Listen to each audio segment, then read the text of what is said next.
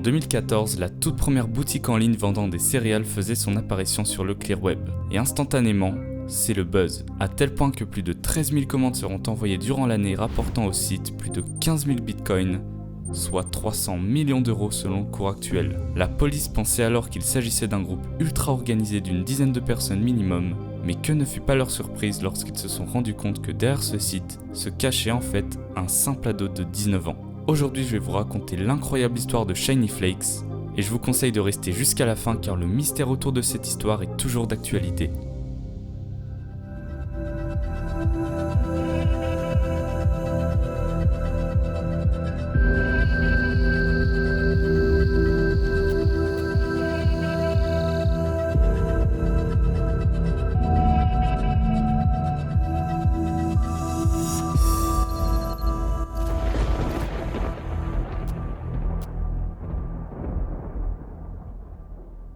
Bonjour et bienvenue dans cette nouvelle vidéo. Aujourd'hui on va parler du mystère de Shiny Flakes. Alors peut-être que vous en avez déjà entendu parler, mais c'est cette histoire vraie qui aura inspiré la célèbre série How to Sell Drugs Online.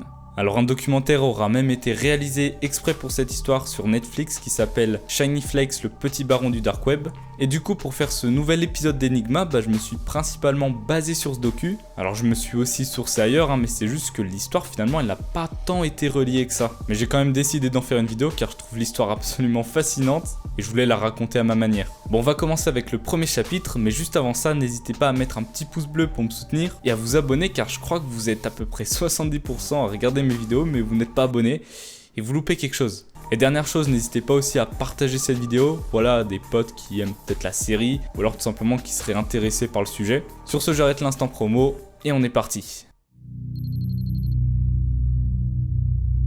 Décembre 2013, Leipzig. Maximilian Schmidt. C'est le nom de ce jeune homme qui à seulement 19 ans deviendra le plus grand baron des céréales d'internet. Il vivait avec sa mère et son beau-père, n'avait pas spécialement beaucoup d'amis, ou alors les seuls qu'il avait étaient virtuels, pas de petite copine et il passait régulièrement ses journées sur son PC. Puis il discutait régulièrement par chat en ligne avec un certain con de porc, vous savez ce meilleur ami virtuel que vous n'avez jamais vu dans la vraie vie, et que pourtant sa rencontre a plus de sens que des rencontres IRL. Ces deux amis-là pouvaient discuter de tout et de n'importe quoi, et ce 10 décembre 2013 vient le sujet de Silk Road, le plus grand marché noir du dark web qui a depuis été fermé par le FBI. Ils discutent de ce que l'on peut y retrouver dessus, et là Maximilian il comprend assez rapidement que c'est majoritairement pour acheter des céréales, ce qui l'a littéralement fasciné par la même occasion. Il a examiné le site dans ses moindres détails, et il a bien vu que il n'était pas à son plein potentiel, et il s'est dit alors qu'il allait faire mieux, beaucoup mieux. Mais bon, pour vendre des céréales faut déjà en trouver, et rappelons-le, Maximilian n'avait rien d'un gangster, c'était juste un geek dans sa chambre. Donc on imagine bien qu'il n'a aucun contact avec des fournisseurs du genre. Mais il ne faut pas le sous-estimer trop vite car c'est là qu'il va entrer en contact avec un certain Red Bull sur le dark web qu'il a rencontré sur un forum. Il lui achètera 25 grammes de Coco Pops et 10 grammes de Choc-A-Pic juste pour tester. Et quelques jours plus tard, il ira récupérer son colis dans sa boîte aux lettres comme si de rien n'était. En rentrant chez lui, tout excité, il ouvre son colis et découvre qu'effectivement, il venait de mettre son tout premier pas dans l'illégalité. Et il s'est vite rendu compte que, il n'y connaissait rien. Maximilian, c'était pas quelqu'un qui touchait à ce genre de choses, donc il a dû beaucoup se renseigner sur les types de céréales, leurs effets, leur composition, etc. Puis pour vendre ce qu'il venait d'acheter, il fallait obligatoirement prendre des photos des produits. Et là, idée de génie, il avait sa vieille Xbox 360 qui traînait, l'a placée en dessous de son écran qui diffusait une vidéo de feu de cheminée, et il va utiliser la face noire réfléchissante sur laquelle il a posé les différentes céréales pour réaliser des magnifiques clichés. Mine de rien, il avait quand même un certain sens artistique. Et maintenant, il fallait passer aux choses sérieuses, vendre ses céréales. Et vous vous souvenez quand je vous ai dit qu'il voulait faire mieux que Silk Road, c'est-à-dire avoir un meilleur service d'envoi, des meilleurs profits, avoir plus de clients, etc. Eh bien, il a fait un choix plutôt radical, baser son business sur le Clear Web, c'est-à-dire le web de tous les jours que vous utilisez. Et Maximilian le disait lui-même, au début il avait peur que la police débarque à sa porte du jour au lendemain, mais au fur et à mesure qu'il prenait confiance en lui, cette peur finissait par disparaître. Du coup, ce qu'il fait, c'est qu'il achète son nom de domaine, shinyflakes.com. Et rapidement, il va construire son site, poster les différentes photos de céréales, des Kellogg's, des Coco Pops, des Choc-A-Pic, etc. À ce moment-là, on est le 24 décembre 2013, donc seulement 2 semaines après que l'idée soit émise que les choses sérieuses peuvent commencer. Max va dès à présent mettre en ligne shinyflakes.com. Très rapidement, grâce à ses magnifiques photos et une section FAQ qu'il avait créée exprès pour rassurer les clients, beaucoup d'achats commencent à être effectués car le prix est plutôt attrayant, notamment car il commande en très grosse quantité chez ses fournisseurs. Mais alors qu'il est heureux de voir son projet débuter avec brio, il en fait part à son meilleur ami Comport et veut plus ou moins l'intégrer dans le business pour l'envoi des colis, car c'était trop concret pour lui, il préférait rester derrière son PC. Sauf que celui-ci ne se reconnectera plus jamais, ne lui donnant alors aucune réponse. Donc pas le choix, il va devoir s'y coller tout seul. Il devra aussi acheter régulièrement des céréales à Red Bull, sauf qu'encore une fois, il n'y connaît rien. Il cherche sur internet comment portionner des céréales, mais vous imaginez bien qu'il n'y a pas des tutos YouTube tout faits. Donc il a dû tester des choses par lui-même, et il demandera aussi des conseils à Red Bull, qui deviendra finalement son mentor. Marteau, burin, mise en pochon, au début il avait peut-être une dizaine de clients par jour, donc c'était relativement tranquille. Comme il ne voyait personne, sa seule prise de risque finalement c'était au moment des envois. Car oui, il se rendait directement aux boîtes aux lettres de sa ville, faisant des postiers ses propres mules. Dès les premiers mois, il gagnait déjà entre 10 et 15 000 euros, mais au fur et à mesure du temps, ça prenait encore plus d'ampleur. Il vendait à l'international, donc Indonésie, Chine, Australie et même la Colombie, ce qui est assez ironique quand on sait que c'est un pays majeur dans le narcotrafic mondial. Pour réussir à suivre ses commandes, il avait créé un fichier Excel en répertoriant les adresses mail de chaque client avec le numéro de commande et ce qu'ils avaient commandé. Sauf que faire ça, ce n'était pas en accord avec ce qu'il avait promis aux clients, c'est-à-dire un anonymat total. Et on verra plus tard que ça l'a foutu dans un sacré bourbier. 26 juin 2014, 12h50. C'est la date à laquelle un colis envoyé par Maximilian sera découvert par la police pour la première fois. À Leipzig, une femme découvre 2 enveloppes posées sur sa boîte aux lettres. Voyant que ça n'appartenait à personne et que c'était un peu suspect, elle décide d'appeler la police. Et à l'intérieur, ils vont découvrir sans surprise des céréales dans des sachets gris. Et le truc, c'est qu'ils vont commencer à en découvrir aux 4 coins du pays, notamment parce que les colis transitent tous par le service DHL. Sauf que l'adresse de l'expéditeur changeait à chaque fois, mais restait toujours au sein de Leipzig. Et oui, Max n'était quand même pas bête au point de mettre sa propre adresse. Et un peu plus tard, la police apprendra l'existence du site. Dans le Land Bad Württemberg, ils ont découvert un de ces paquets et vont remarquer après enquête que le destinataire consulte régulièrement un mystérieux site, shinyflakes.com. Ils vont alors fouiller ce site de fond en comble pour tenter de remonter jusqu'au propriétaire. Dans les mentions légales, rien. Donc ils vont tenter de remonter le serveur, mais manque de bol, ils le localisent tout droit aux États-Unis, à San Francisco. Or ils le savent, les colis partent tous de Leipzig, donc ce n'est pas possible.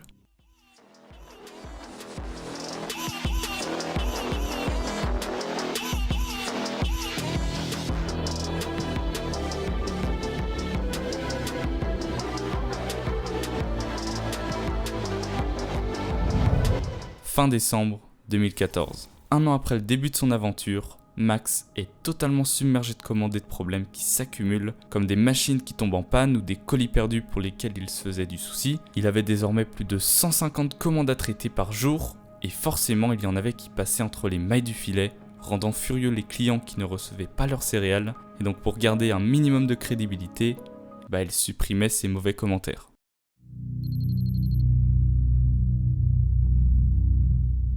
Le fournisseur de Max, donc Red Bull, s'est fait repérer par la police. Ils l'ont vu déposer un gros colis à son lieu d'envoi vers Leipzig. En retraçant l'envoi, ils ont observé depuis le lieu de retrait et ont observé depuis les caméras si quelqu'un venait le chercher. Et bingo! Un grand blond semble venir chercher un colis semblable à celui de Red Bull. Grâce à ça, ils ont réussi à le suivre et voir où il habite. On est le 26 février 2015 et ce jour-là sera le jour où Maximilian Schmidt, alias Shiny Flakes, sera arrêté par la police allemande. À 14h, alors qu'il était en train de préparer les paquets de céréales, il entend un étrange bruit de perceuse. Quelques secondes plus tard, ils détruisent la porte avant d'arriver jusqu'à sa chambre. Ni une ni deux, il se retrouve plaqué contre le sol. C'était la fin de Shiny Flakes. Après l'arrestation, la police va examiner sa chambre et vont découvrir 10 kilos, puis 100 kilos, puis 1 tonne de céréales représentant plus de 4 millions d'euros de commandes. Rapidement, le jugement arrive, sauf qu'ils jugeront que Max était trop immature pour son âge, donc ils le jugeront comme un mineur. Il écopera de 7 ans en maison de correction, ainsi qu'une amende de 3 millions d'euros. Au début, il était très impressionné par sa cellule de prison, mais peu à peu, un sentiment de satisfaction gagnait son esprit. comme s'il avait enfin le droit au repos après tous ces mois à travailler comme un dingue. Et très vite, un torrent de soutien envers Maximilian fait surface sur Twitter, le monde l'idéalisait. Par la suite, l'enquête continue et la police va de toute évidence mettre la main sur le PC. Alors là, on se dit que Max a pris toutes les mesures nécessaires pour que la police ne puisse pas parvenir à ouvrir son PC. Eh bien non. Il a fallu qu'il trouve un carnet dans lequel il avait noté son mot de passe, noir sur blanc. Ils trouveront donc le document Excel répertoriant les 13 000 commandes, donc plus de 13 000 personnes ayant commandé sur le site. Une bonne partie sera envoyée au tribunal, et le plus ironique dans l'histoire, c'est que Max devra assister à une centaine de jugements en tant que témoin.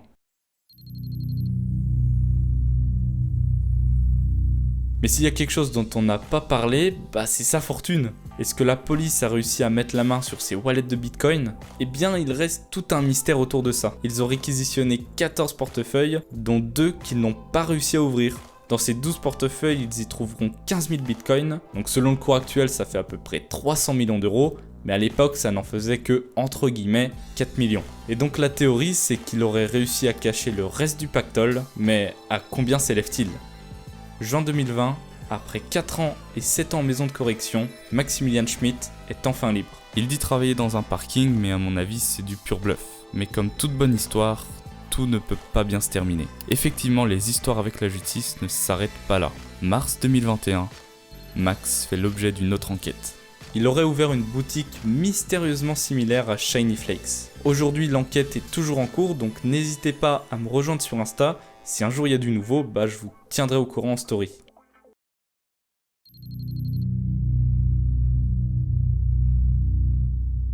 Je tenais à préciser que je n'idéalisais absolument pas le monde des céréales, n'en achetez pas, n'en consommez pas, c'est mauvais pour la santé. Bref, évitez tout contact avec cette merde. Mais la raison pour laquelle je trouve cette histoire trop stylée, c'est le fait qu'il ait fait un taf monstrueux, à tel point que la police et tout le monde globalement pensait que derrière il y avait une équipe d'une dizaine de personnes ultra organisées, et non pas une seule personne qui en plus a 19 ans. Aussi, ce qui est drôle dans l'histoire, c'est que Maximilian ne faisait absolument pas ça pour l'argent. En tout cas, c'était pas le motif premier. Il aimait juste voir les sommes monter comme de l'XP dans un jeu, mais son train de vie quotidien n'avait pas changé pour autant. Et par la suite, lui a été posée cette fameuse question, est-ce qu'il avait le sentiment d'avoir créé quelque chose de mal, d'avoir nui à la santé des gens? Eh bien lui disait que non, car dans tous les cas, les acheteurs allaient s'en procurer ailleurs si ce n'était pas sur son site.